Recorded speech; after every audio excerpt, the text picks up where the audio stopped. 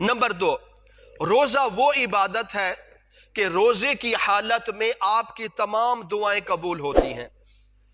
آپ باقی یعنی کہ معاملات میں، باقی دنوں میں، باقی ایام میں یا غیر روزے میں ہوں تو اگر آپ دعا کریں تو شاید آپ کی دعا اللہ کے ہاں قبول ہو جائے، شاید نہ ہو۔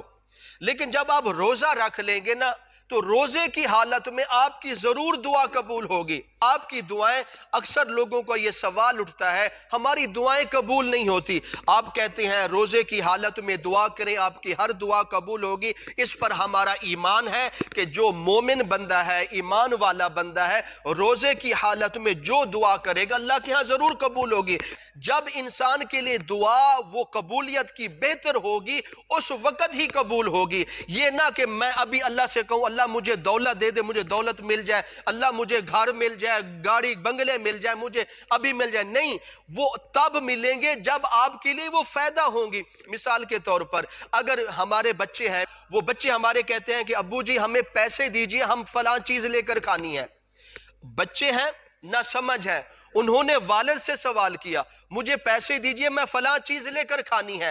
اب یہ والد فیصلہ کرے گا جو چیز میرا بچہ مانگ رہا ہے کیا یہ اس کے لیے فائدہ مند ہے، نقصان زدہ چیز ہے۔ اگر وہ چیز اس کے لیے فائدہ مند ہے تو والد اسے ویلے پیسے نکال کر دے دے گا، جاؤ بیٹا لے لو۔ اگر وہ چیز جو بچہ مانگ رہا ہے اگر وہ چیز اس کے لیے نقصان ہے، پیسے بھی ہونے کے باوجود والد اپنے بچے کو پیسے نہیں دے گا، اس لیے اگر اس نے یہ چیز کھا لی تو اسے نقصان ہو جائے گا۔ تو جب انسان اللہ سے دعائیں مانگتا ہے، اللہ سے دعائیں کرتا ہے تو اللہ تعالیٰ بھی اس بندے کی دعائیں اس وقت قبول کرتے ہیں جب اس کے لیے فائدہ مند ہوتی ہیں۔ مثال کے طور پر ابھی اللہ سے دولت مانگوں، مجھے دولت مل جائے تو اس دولت ملنے کے بعد پھر مجھے کوئی نقصان ہو جائے، مجھے نہیں علم، اگر مجھے کوئی اور نعمتیں مل جائیں اور نعمتیں ملنے کے بعد نقصان ہو جائے تو اس کا مجھے نہیں علم ہے گا۔ اللہ بڑا رحیم ہے، بڑا غفور و رحیم ہے، اپنے بندے سے بے حد محبت کرتا ہے اور اللہ بہتر جانتا ہے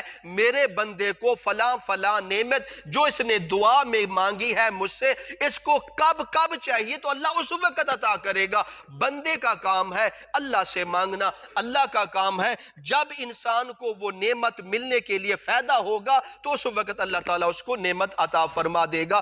تو دوسرے نمبر پر آتا ہے روزے کی حالت میں مومنوں کی، مسلمانوں کی دعائیں قبول ہوتی ہیں، تو اس لیے ہمیں چاہیے ان دعاؤں کا اہتمام ہر وقت کرنا چاہیے اور اللہ تعالیٰ سے مانگنا چاہیے۔ کچھ دعائیں ایسی ہوتی ہیں جب انسان دنیا میں مانگتا ہے تو اس کی دنیا میں کوئی دعا قبول، کل قیامت کے دن اللہ کے دربار میں ایک ایسا شخص کھڑا ہوگا کہ اتنے گناہ ہوں گے، کوئی نیکی کے کام نہیں ہوں گے، لیکن اللہ تعالیٰ اس کو پھر بھی جنت میں بھیجیں گے۔ تو اللہ تعالیٰ سے وہ بندہ سوال کرے گا پروردگار میں نے تو اتنے گناہ کیے ہیں پھر بھی آپ مجھے جنت عطا کر رہے ہیں، تو اللہ فرمائے گا اے میرے بندے تیرے گناہ اپنی جگہ، لیکن تو دنیا میں مجھ سے بہت دعائیں کی تھی، میں نے دنیا میں آپ کی ایک دعا بھی قبول نہیں کی، آج ان دعاؤں کا بدلہ میں تمہیں جنت عطا کر رہا ہوں۔